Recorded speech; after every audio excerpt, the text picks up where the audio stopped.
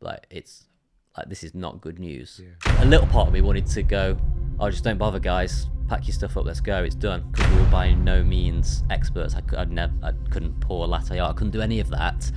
What are those biggest learning curves been for you about growing a national brand?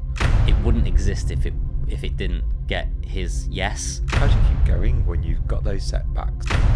So when he kind of disappeared, I guess you'd lost the vision. All of our stores were closed, and I was leaning against the radiator, and I was just saying, I feel awful. Welcome to Leaders in Disguise, a podcast where we uncover the realities of leadership, from personal challenges to building remarkable brands. I'm your host, Gary Parsons, and today we're joined by Craig Bunting, co-founder of Bear, a hospitality and lifestyle brand that's redefining how we enjoy coffee, cocktails and community. Craig's journey isn't just about creating a business though, it's about navigating the highs and the lows of entrepreneurship, from building a national brand to dealing with unexpected challenges like closures, restructures and the personal toll that comes with running a fast growing business. We'll explore how he stays grounded, manages anxiety and what keeps him motivated to push Bear forwards. So let's get into it. Hello. Craig, hello. How are you doing? I'm good. Thank you so much. Welcome to Leaders in Disguise. Thanks for having me. How are you? I'm great. Little bit colder. We had a bit of snow, didn't we? So it's the weather's definitely changed. It's definitely a little bit colder, and I don't necessarily dress properly for winter, but no, we'll get used to it. Tell me about the day that you decided that you start Bear. And I guess it wasn't called Bear at the start. It was a let's go and run a business. Where did it all come from?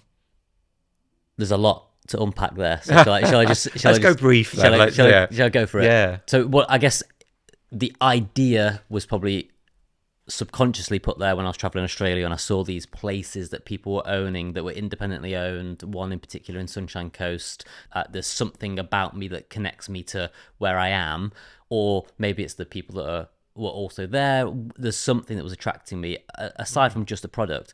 But then as I started to look at that back in the UK when we were back home, I started to understand more about coffee and the complexities behind coffee, and then the creativity of the industry started to unfold in front of me, and the business bit of me started to get ignited by the creative part of me, and the creative part of the industry, and it started to connect, and I started to talk about it.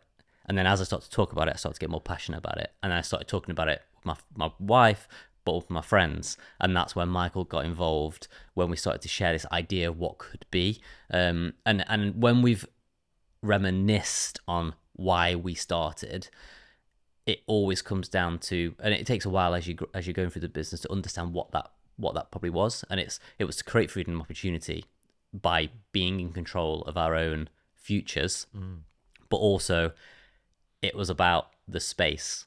Like, we wanted this space of our own. We wanted to do what we wanted to do within that space.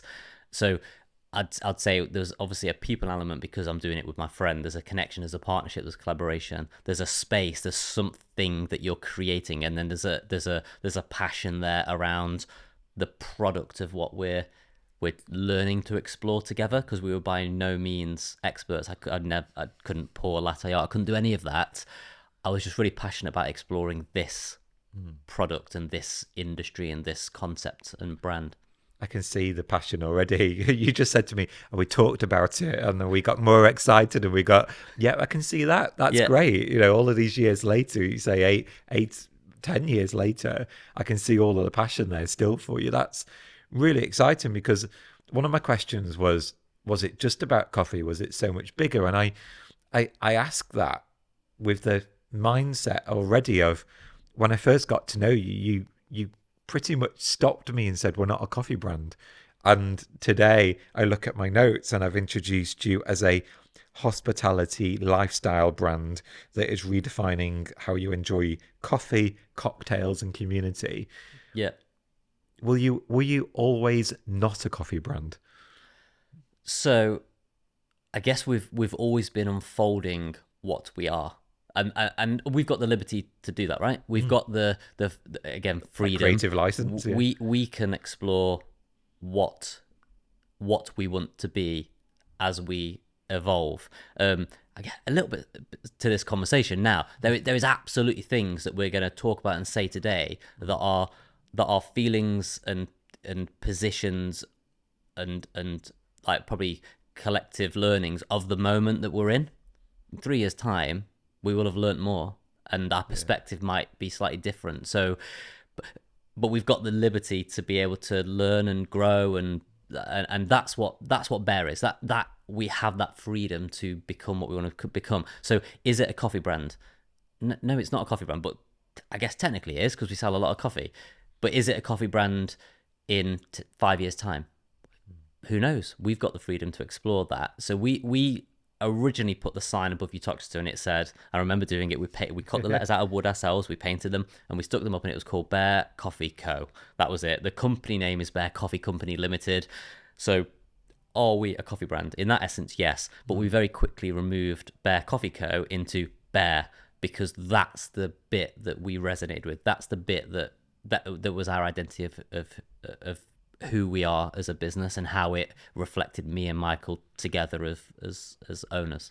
I hear the word creative. You keep using that word, and I guess that creative license and the ability to just play. Yeah. And there's no wrong answer, I guess, is what you're saying there. It's like, yeah, we have coffee, we sell it, but we sell so many other things as well. Yeah, we did this work yesterday. We were looking at our purpose and revisiting it just to re-understand it, to make sure it's articulated in the right way. And it's people, product, and place. Now, are we passionate about the people, who they are?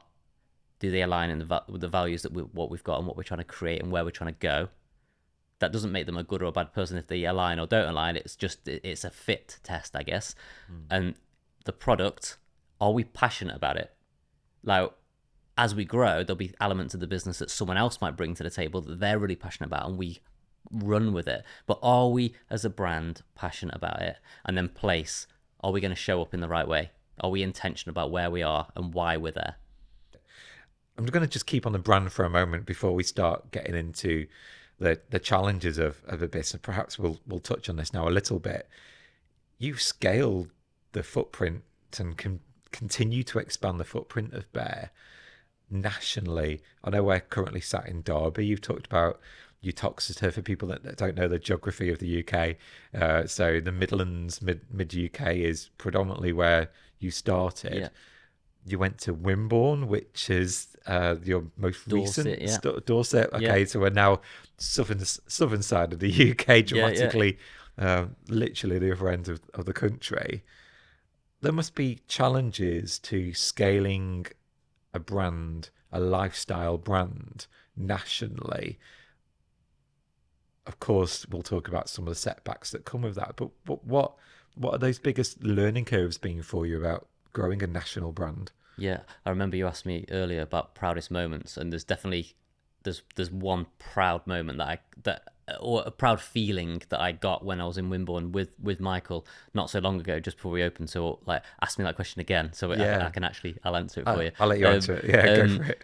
But yeah, how do we do that? Well, you have to have a brand first. Like, you have to have. If we'd created just a shop that was very transactional, that was nice, that how does someone 3.5 hours away from where we are connect with that? How does it become more than, because I think if you live in Wimborne, you're around the area and you open your local business, then there's an attachment there because you are from the area. Like, but we're not from that area. Like, me and Michael don't live in Wimborne, so we're placing a brand in this location. And I think that's where, when I said before, I want people, when we say lifestyle, we want people to be able to attach themselves to the brand in the same way that I attach myself to the spaces in Sunshine Coast. So when we put Bear into Wimborne, the people need to be the element that brings the space alive. The product needs to be great and to the standard that we want to deliver as a brand, and the space needs to be curated, I guess is the word, in a way that people will associate themselves to it and want to be there. And I think we've nailed that in Wimborne and in many of our other spaces. But people, product, place, that's the bit that makes it work. Opening in Dorset for us was a huge milestone because creating the brand in the Midlands, it's obvious. It makes sense. You open one 30, 40 minutes away from one you've already got, there's going to be crossovers. There's so many of our guests go from site to site and go to multiple sites that creates this community of, I guess, bare loyalists, I guess. But how do you get that in? How do you get that in Wimborne? How do you get that? How do you start to build that? So it was the first time that we've got to test whether we actually do have a brand and whether we can operate that brand in a disconnected way. And then and the next move for us is how do we build on that? One beautiful thing in Wimborne was on our first evening that we were there, on the Thursday official opening, on that evening, there was a couple that came in that used to live in Uttoxeter. And they've watched our growth, and they came and they booked a table and they had food, and it turns out one of their sons went to school with someone in the team. And I was like, wow, like how to suddenly make the UK a lot smaller. In that one moment, the UK just felt like it was this big. Like they knew who we were, they'd seen our growth, and they were there to champion it, to experience it, and to say well done. They gave a card to the team and Bear, and it was like that felt like quite beautiful in that moment in time. So yeah, I probably should change the question at the top of the podcast and say, what was your biggest wow moment? Yeah. And it sounds like that was a real good wow moment, and quite grounding in a way for you then, because you'd realised what you've achieved. Yeah. And we mentioned the challenges of growing a brand nationally. You obviously get setbacks, whether it's nationally or locally.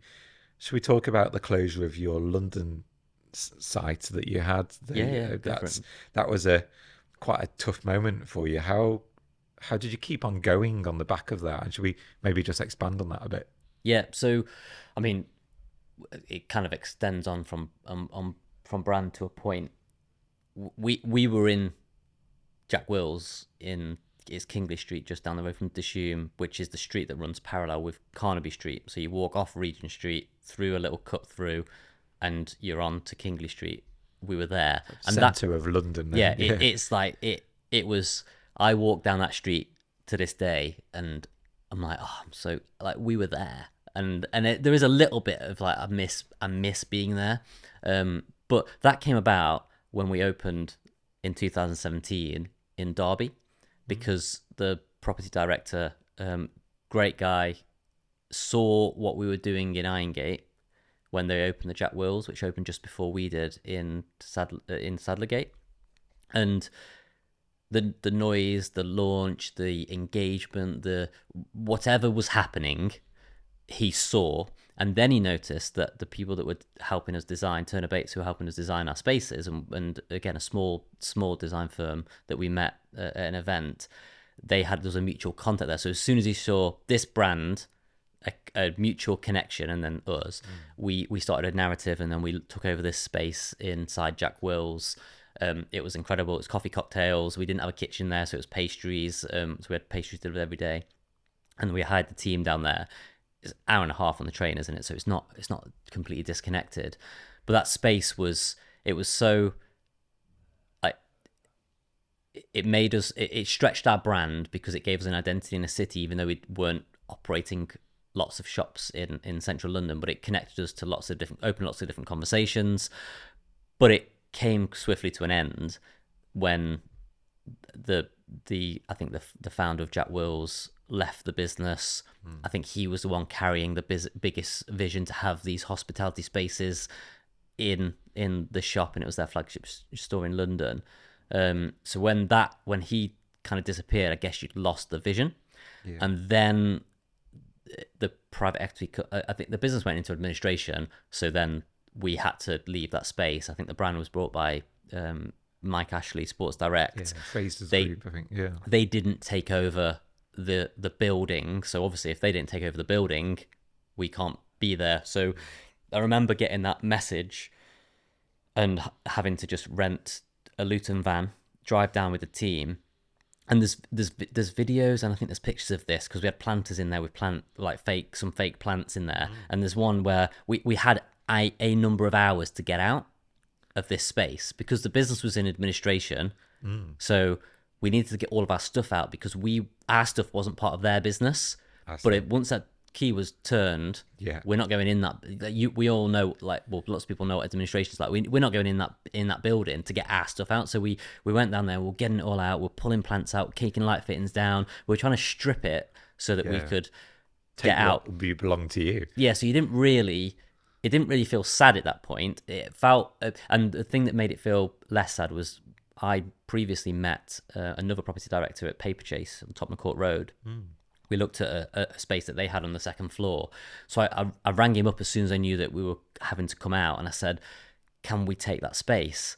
But I was almost like, can we take it now? Because I'm having to come out of this space, and there was more to this than just the quick snapshot, but we essentially pulled everything out of Jack Wills, loaded it into a Luton van, drove down Oxford Street, turned left, pulled up outside the back of Paperchase on Tottenham Court Road, and took all our stuff upstairs. And I think it was in February 2020, we opened Bare Tottenham Court Road in partnership with Paperchase, with the view that we were going to have this beautiful space. People could dwell in their flagship store.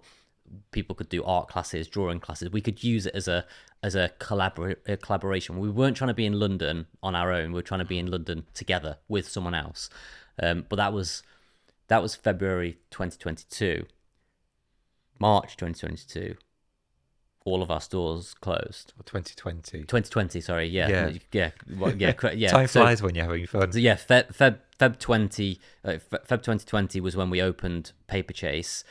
March 2020, all of our stores were closed, and so it didn't really get chance. And I think it was at that point stuff started to become a bit real. Like probably the closure of Jack Wills suddenly was. London was actually closing, the opportunity was closing, financially things were getting a little bit harder, and then obviously it accelerated into like what we all know as COVID. But yeah. How do you keep going when you've got those setbacks? So I think you remember you mentioned you had another setback at the time. You had lots of different bits that are going on, this fast-growing, recognised brand that people are spotting and going, wow, this is really great. Yeah, so we're a growing business. Our motivations, and we can touch on all, we can like pick this apart to try and understand, like so I can say what I really mean, as opposed to like it just not really fully thinking about what I'm saying. But we're not motivated. I've never been motivated by, it's not a get rich quick business idea. That wasn't the intention. The idea wasn't let's open lots of coffee shops and make as much money as possible. That's never been ingrained in me. I think if I applied my mind to saying how much money can I make within the shortest amount of time, I would be able to execute something, but that was never the purpose with Bear.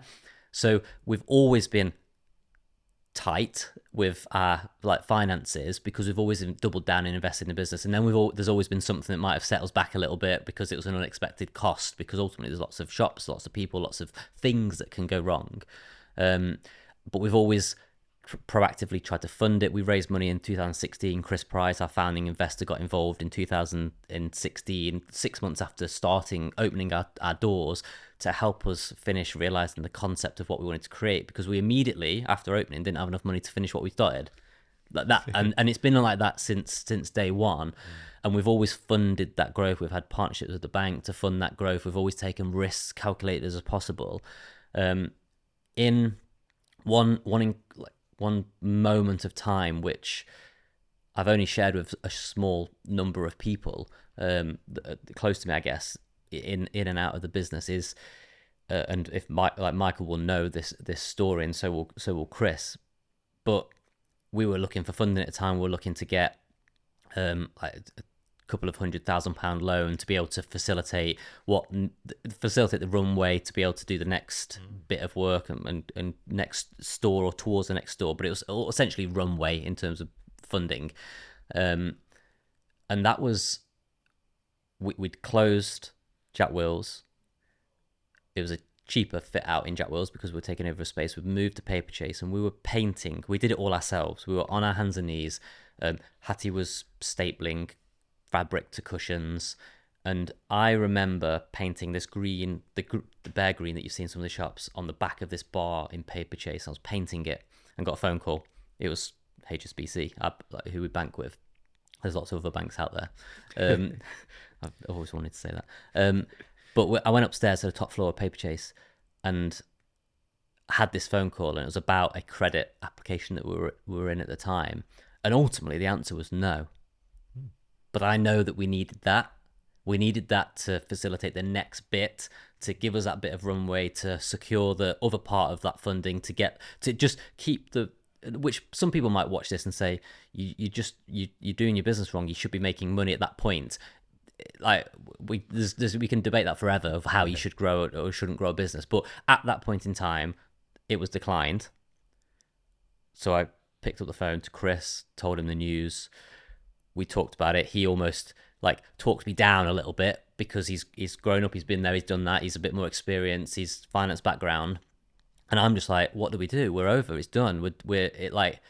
We need this. The emotional response from me was very much like, it's like, this is not good news. Yeah. And I went downstairs, picked up my paint roller, picked up my phone, messaged Michael, and I think I just probably said HSBC said no. Then I put my phone away, started painting. He reached to his phone, got it, read it, and we just made eye contact with each other. And they just carried on. Same room. It was in the same room. I was in the same room. There was a whole couple of us from the central team in the same room working to make this other space, painting, decorating, like sweeping, setting up the bar and all that kind of stuff. There was about five crisis team of going, Jack Wills is closed, let's get set up quickly. Let's do whatever it takes right now to make and we this just happen. had that phone call. Yeah, and then I had that phone call. I told Michael about it. We looked at each other in the eyes, and then we just both carried on painting because we couldn't talk about it. Like, how can we talk about it? We could get up and go, but at this point in time, it just felt like, what's the point? Like, almost a little part of me wanted to go, oh, just don't bother, guys. Pack your stuff up, let's go. It's done. Like, it's over. Like, it felt like that. It felt such a heavy weight because I was thinking, everything that we do from this second onwards in my mind is pointless. Like, it's literally pointless. There's no point stapling that cushion. There's no point doing that. There's no point doing that because until I've figured out how to move on from this piece of news that I've just received, everything is futile. Now, that was a very emotional response to something that we're clearly able to get past. But the first thing I did was walk down the stairs, go into the toilets, get on my hands and knees and pray, because that was my response mechanism, because I was like, what do I do? This feels like this isn't part of the plan. It doesn't feel like this is how it's meant to be. So what am I missing? What am I missing in this thing? Because I'm emotionally responding to something. What am I missing? And then I went, told Michael, texted him, carried on painting, and we just opened Paper Chase, and bounced back from that. The incredible blessing, I guess, post that was, after all of our stores closed, which we can happy to touch on or skip past because we all know what happened. After them stores closed, we got funding of a similar amount through the CBILS, which is the government-backed loan facility that was support coronavirus and businesses. We were one of the first businesses in the UK to be able to secure that loan. It was of a similar value, but a lower interest rate with no personal guarantees as a person. Yeah. So actually, it was way better. So actually, that no on the top floor of Paper Chase was the perfect no. It was the right no. It was perfectly timed, because had that come through, that would have been just not the debt that we needed. Yeah. At the wrong time. Yeah. So it's a blessing in disguise, really. It was I am incredibly grateful and thankful for that moment. But in that moment in time, I'm a human. I respond emotionally, and I thought it was all over. That's not that's heavy. Yeah. Thank you for sharing that with us, because I can feel it. I've been in similar places myself, and it's that panic moment where you go, how do I get through this? What is the point? I've done it before. I've gone to the pub. You know, I don't drink now. I certainly didn't do much then. I think I went to the pub and had one Coke, something like that. I sat there and drank just a drink and just thought, I just need to just get out of the office. I need to go for a walk, clear my head. Yeah. And I guess painting clears your head in a way.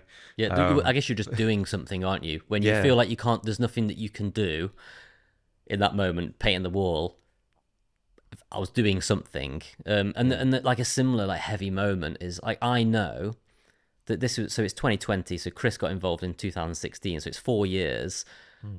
He's put some equity in the business, and he's put some debt in the business, and 4 years on, he hasn't seen a return from that. He's seen the return because it feels nice owning a business. He can go and get a coffee in a shop. He can everyone talks really nice about it, but he hasn't seen. There's no financial benefit for the risk that he's taken by backing two people in New Oxford that said, we're gonna do this. Like, he hasn't. There's nothing from that except him believing in it. And I know what value of debt he had in the business. And when all of our stores were closed, I remember Michael was sitting at his desk, Chris was sitting there. All of our stores were closed, and I was leaning against the radiator, and I was just saying, I feel awful, because if this is it, which everyone, like, no one knew what was going to happen. Like, it's easy to forget them early few months of COVID. Like, if this is genuinely over, if it's beyond all of our abilities to save it, I feel sick that you're going to lose this money. Like, your equity that you put in, you brought into the partnership. We've all me and Michael have put in, I guess, sweat equity because we've worked really hard, whatever. But the debt that you've put in, unsecured, like, that's gone. Like, I feel like and Chris actually released me from that, because it's like, you need to let go of that. It was my decision to do that. Move on from that feeling, because it's too heavy. And I'm very grateful that he released me from that feeling of pressure. But I'm sure Michael felt the same. It's someone's money that they've worked really hard, and they've chosen to take a risk, and I appreciate that they've chosen to take that risk, but that's not something you should ever feel comfortable with or take for granted. Like, absolutely. At all, I don't think. I'm going to move away from the brand for a moment, because you're so invested as a co-founder into the business, but you're also a dad, a husband. Are we married? We're not married. Are you married? Yeah. How do you manage and navigate that tension, that challenge that comes with being a founder of a business, and the blood, sweat and tears, I didn't quite say blood, but I'm sure there might be somewhere, in a business, and be present when you're at home, and being able to switch off? Do you have strategies, ways in which you are able to apply to switch off? So I'm married. My wife's Lisa. Like, again, the silent strength behind like me as a founder, I guess. Like, there's a whole side of me and Bear, and the result of all of that stuff, that there's a weight that I guess she carries as my wife that is probably misunderstood, never appreciated, and maybe one day that's stuff that can be unpacked. Like, put me and Lisa on a sofa and see what we talk about, because it's big. Like, but yeah, I've got a wife, and I've got two kids, so Isaac and Indy, 9 and 6, both like incredible little humans. How do I balance it? I don't very well. But I'm always trying. Like, I say that to Lisa. Like, I always want to do my best. I want to be the best dad that I can possibly be. I want to be the best husband that I can possibly be. Am I the best husband that I can possibly be? Absolutely not. Like, I am so far from the best husband. Like, I look at, like, I won't say his name, but I look at one of my friends and I think, like, he's just a model husband, and I'm nothing like him. And I don't think it's right to just want to try and replicate someone else. But there's elements. I know there's things that I can improve. I know there's probably things that Lisa needs from me that I don't give, because that balance bit is so hard when you've got something like Bear, which is quite an attractive business. It's quite outwardly fulfilling. People say lots of nice things about it. Lisa's not necessarily part of that journey, because she doesn't work for the business, so she doesn't necessarily know what's going on in all the details of it. But she's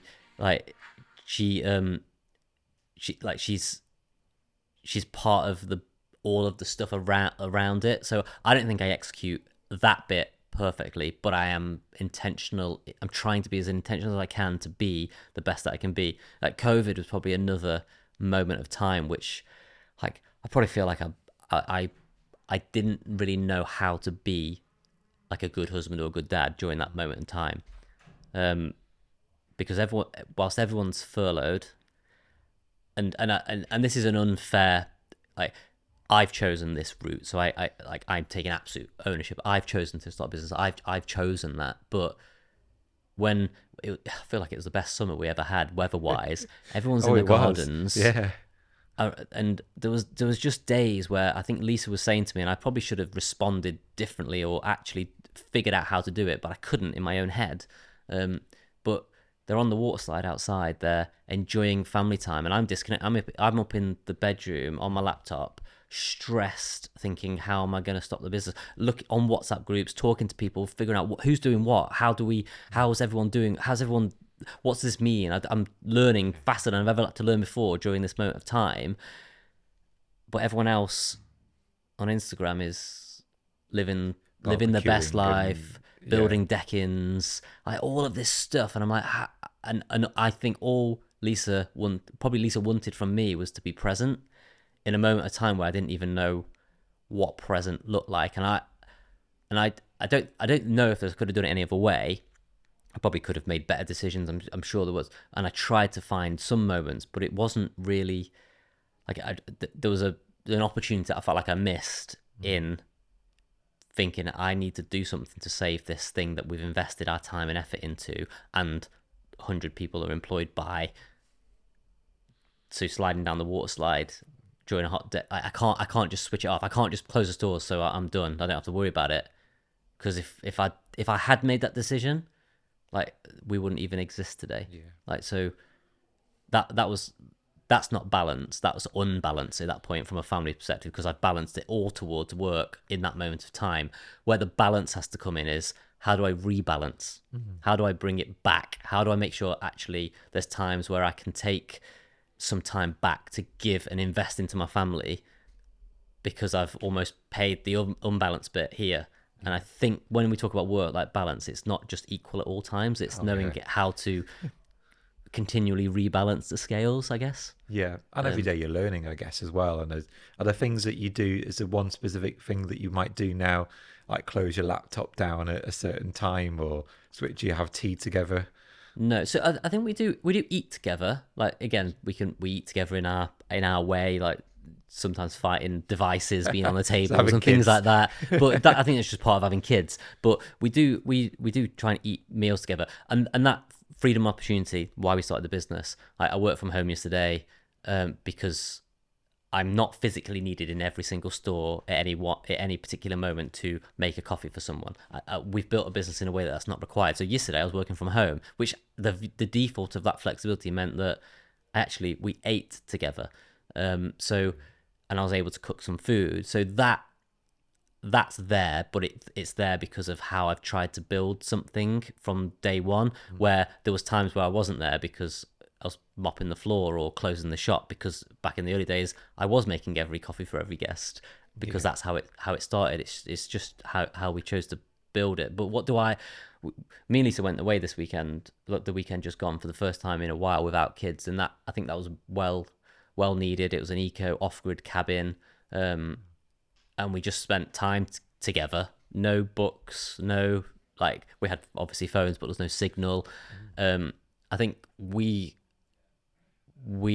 just said that weekend that we just need to be more intentional about what we do, what habits we can start to try and put into our lives that means that we spend time together as a family, but we equally spend time together as a couple, because if we have that bit solid, other bits will be solid as a default of it. So it's as with anything in my life, it's a work in progress. I can hear you very aware, though. It's very self-aware. That's a phrase that comes up all the time when I'm talking to leaders, entrepreneurs, is to try to build some self-awareness, because we can get so caught up in a business. We can, you naturally, you can see, for those that are watching, how passionate you are. You can hear how passionate you are when you're talking.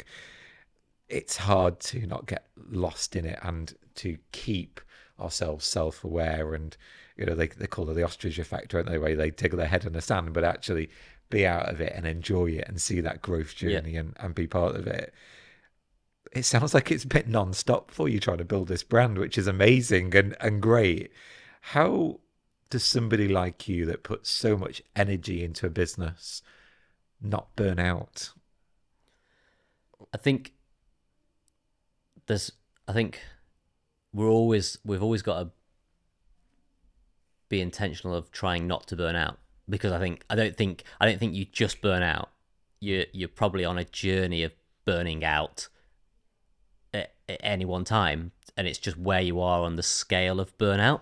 Okay. So because I don't think anyone goes from 0 to 100 in terms of that burnout metric. So how do you understand? And me and Michael are even always asking ourselves these questions and talking even more now than ever. Like, how do we make sure that we're not burning out? I do genuinely, on the days where something's not going terribly wrong, and even on them days, it's still, you can find enjoyments in it. There's the factor that I can walk into a shop and have a coffee and brunch, and for some people that can be therapy, can't it? That can be the switching off. I've got the ability to do that. I've got the freedom to be here today. I've got the freedom to walk around the park tomorrow. If I've got the ability to find moments of time to try create that balance in my, not balance from a family point of view, but balance personally for me. I can find them moments. I do spend a lot of time talking to a lot of people. Well, not a lot of people, a select group of people, to, I guess, bounce ideas, think openly with people, to become more and more self-aware of where I'm at. Because like you said about self-awareness, if burnout is a scale and you're not self-aware, you could be fast tracking to 100 to absolute burnout. If it's a scale but you are self-aware, you just might be more aware of where you are and what trajectory you've got and how fast you're going towards burnout or not burnout. And I think that comes through having connections and friendships. And I met someone for a coffee this morning, and that's massive for me. If I meet someone, talk to them, there's a release there, for sure. So one element is having the right people in your life. I think stops burnout. And like, absolutely, and we don't necessarily need to dig into this at all, but like my own personal faith is something that I believe has helped me. There's moments where I've lay in my bed and no one is there. Lisa might be asleep, the kids are asleep, it's darkness, I'm in my own head, but I'm never alone. Like, in that moment, I'm like, I know that I'm never alone, and that is massive for me, because I know that I need that conversation, and that conversation can happen even if I'm lying in my bed on my own, because of that faith. But that's personal to me. That's something that helps me. It might be different for other people, but that's really nice to hear as well. To that being an entrepreneur, you can have a faith whatever, and it's nice to hear that keeps you grounded. And what you said there about talking to other entrepreneurs, other leaders, might be even just a person that you bump into in the street, an old friend from school, and just, I'm sure, talk about challenges that you're going through. It's important to do. One of the things I just wanted to touch on, if I may, you mentioned this to me. You've got a boat. I just want to touch on this briefly. For a guy that never switches off, that tries to balance the life of family, that is running around, actually you do switch off, really, don't you? You've been restoring a boat. Let's just jump into this for a bit. Yeah, so I think it's good the way that you've positioned that there. Like, switch for someone who's very busy, that finds it hard to switch off. that is a way that I switch off. I feel like I need to be 100% present in something or occupied by something to be able to switch off from something else. And maybe that's tangible with my hands. Like, it needs to be something like a bit practical, maybe, or I can apply myself to. So, I mean, it sounds pretty grand, doesn't it? Like, you own a boat. Like, it's like, how big is this yacht? Yeah, this super yacht. No, it's a. I've always wanted to, like, you go on holiday abroad. When I was a bit younger, I'd be, Mum, Dad, can we go on the pedalo? Can we go on the pedalo? Can we go? And then as it get a bit older, can we go on a jet ski? Can we go on a jet ski? And then we've always gone down to Swanage, so that's in Dorset, so that gives that like Dorset connection. So Lisa, my wife's been going down there for 30 years. I've been going down there for say 10 years. and I've always sat on that beach and I've seen people on their jet skis or doing. I'm like, I just want, I want something like that, and I've never been able to do it. Never been able to like necessarily justify doing something like that. And then someone locally was selling a really old.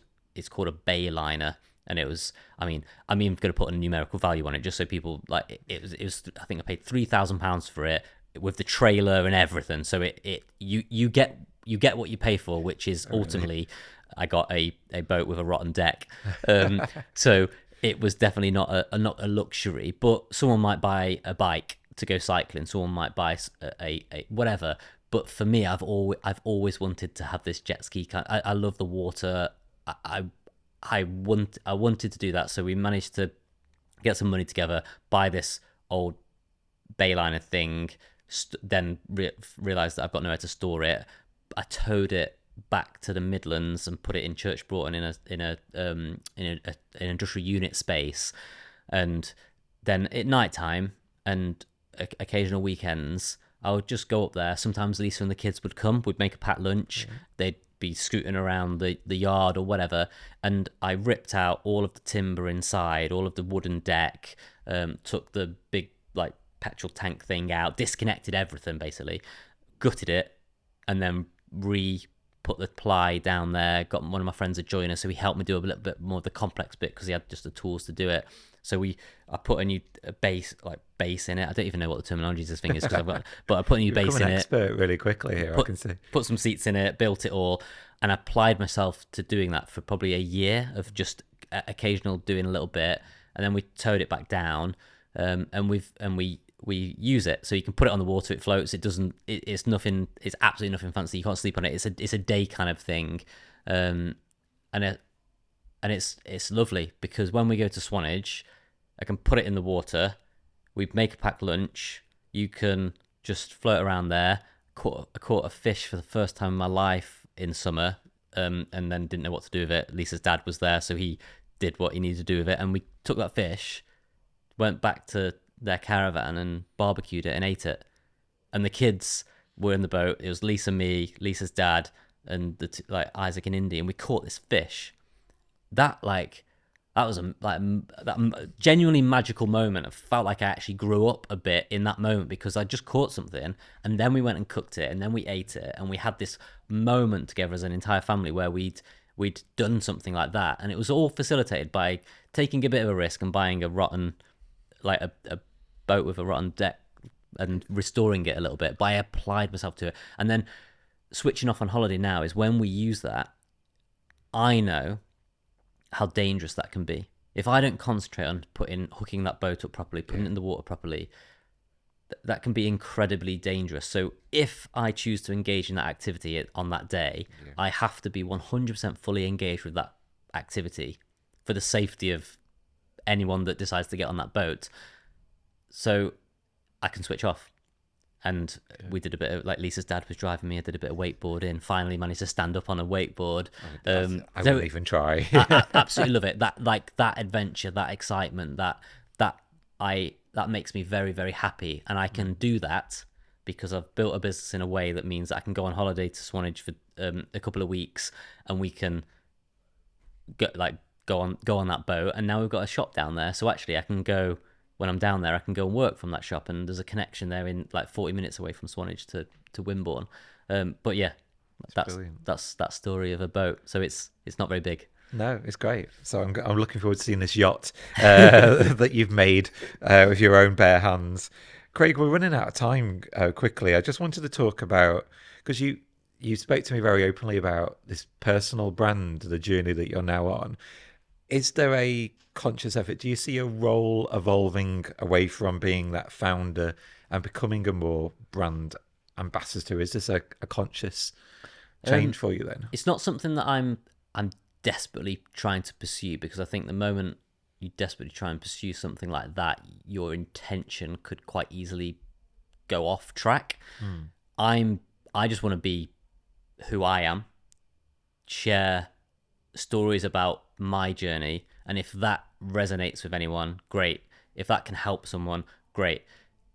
if I can use Bear as a vehicle to have really positive impact on people, whether that's someone thinking, can I start my own business, and I can inspire them to do that or make that decision or take that risk, then that's a positive impact. If I can share some piece of learning that we've had that might help them, that's a positive piece of impact. It might have shortcutted them in a way that helps them be a chance to be more successful. And I know that people have given me time over the last however many, like 8 years. People have given me time, and I think I would want to be able to give people time back. So it's more just take ownership of what we've created and being willing to share, I guess, is more my intention. And you've definitely done that today. You've inspired me in a few different ways that will tell you off mic. There's been different things that I can do, but just listening to you talk has got me even more excited about Bear as a brand. So you definitely are doing something right, whether that's conscious or not. What's next for Bear then? What's your ultimate goal? How do we keep sustainability and the growth of the brand balanced for you personally, but also growing for the business as well? I think we have to be willing to accept that we are going to grow, and I think that's part of our DNA is growth. What growth looks like naturally is going to be more sites. Now I kind of fight against the idea of just saying we're going to be opening more sites, because we're not a numbers driven brand from we want to get to this many sites with this amount of time, but by strategy and planning, you essentially do end up saying, well, at this point we might have this many sites based on whatever. My motivation is, why would I not want to bring something that connects people together, has a good impact on a high street? Why would I not want to bring that to more communities? So absolutely we will open more sites.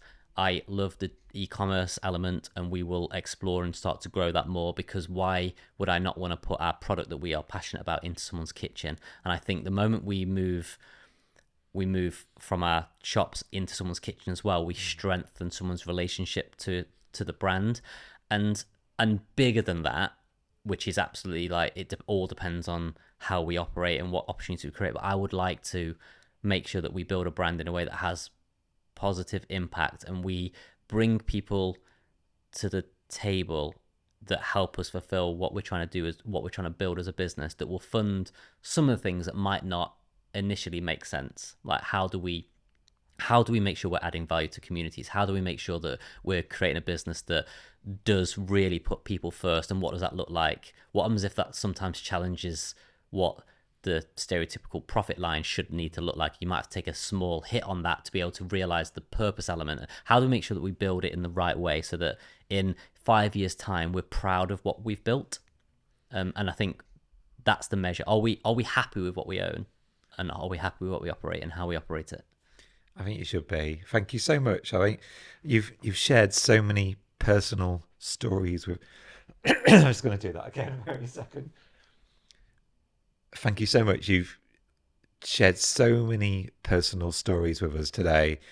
You've really opened up and been vulnerable, which absolutely is what the podcast is all about. It's not wearing those disguises and pretending everything's okay, but you've shown how a difficult situation can turn into something extremely positive for the right reason, the right time. You've really inspired me with your faith and just the meaningful growth of Bear, and the journey that you've been on is just, certainly people watching and listening will connect with it in so many ways. So thank you. I guess we've got to maybe finish it there, otherwise we will be here forever. How can people find Bear? Some websites, social media, we'll put some in the show notes anyway for people to find. But if they type in, so you can obviously go into, I encourage you to go into any of our stores, anywhere or multiple, and meet the team, because they're the people, like the team are what brings the brand alive every single day, with every cup of coffee, every piece of food that we make. Or bemorebear.co is the website, and at bemorebear on pretty much all social media channels is our handle, like at bemorebear. How can you support us? Like I said, visit the stores or buy coffee, because the output of investing in it from a consumer point of view is growth, and it is job creation, and it's investment into communities. It's increasing dwell time on high streets. there's lots of elements to it that can have a positive impact when we invest in independent startup businesses. And go and try all of those things that might not be coffees. I'm going to make a confession at the very end. And I told you this when I very first met you, when you said I could change your mind. I don't like coffee. I can't deal with I haven't coffee. changed your mind. No. See, I changed Lisa's mind 5 years in. Oh, She drinks really? coffee Oh, every interesting. day. Well, she married you. So, yeah, I'm really down for a chai latte. But Yep. not a dirty chai latte, which apparently has got coffee in it. Yeah, just which straight up. I encourage the word dirty because it's got coffee. So, Yeah. but yeah, definitely go down and try the food, try it. Just go and live those experiences in the bear stores, be a guest. I heard you use that terminology. And go and see what Craig and Michael has created with the team, Hattie and etc. It's a real great, proud moment and pleasure to have you on the podcast. Thank you so much. And we will 100% be supporting you as much as we can as a community to see where Bear goes. Amazing. So thank you very much. Thank you very much for having me. Thank you.